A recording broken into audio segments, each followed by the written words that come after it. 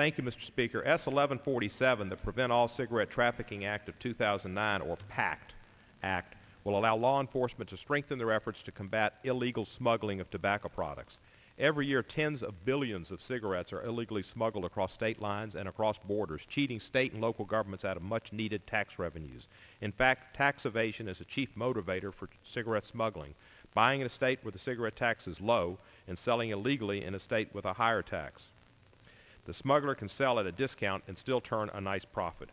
Cigarette smuggling costs states $1 billion in uncollected tax revenue each year. The size of this illicit revenue stream has attracted organized crime and even terrorist groups.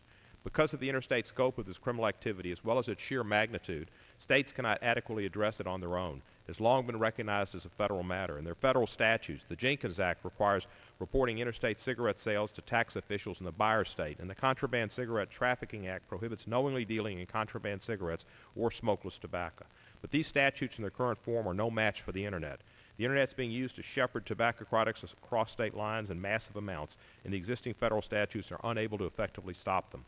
Internet-based smuggling operations are so mobile, in fact, that even when the smugglers can be identified and pursued, they can act quickly to shut down and simply reappear under a new name on a new website.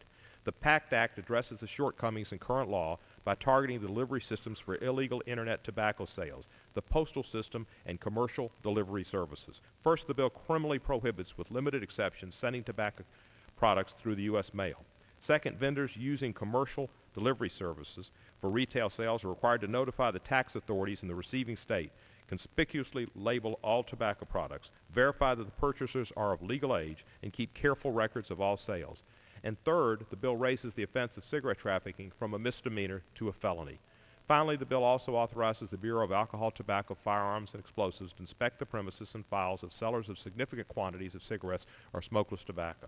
S. 1147 passed the Senate on March 11 and is substantially similar to H.R. 1676, which passed the House under suspension of rules on May 21, 2009 by a 397-11 roll call vote. I would like to thank Mr. Weiner for his leadership in sponsoring the House version of this legislation. I also commend our ranking member, Lamar Smith of Texas, for his leadership in making this a bipartisan effort. I urge my colleagues to support this important legislation, and I reserve the balance of my time.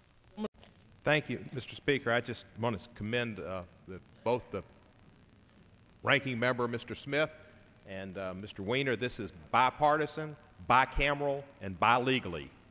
And since it's tri-bi, I encourage everybody to vote aye on S. 1147. All time.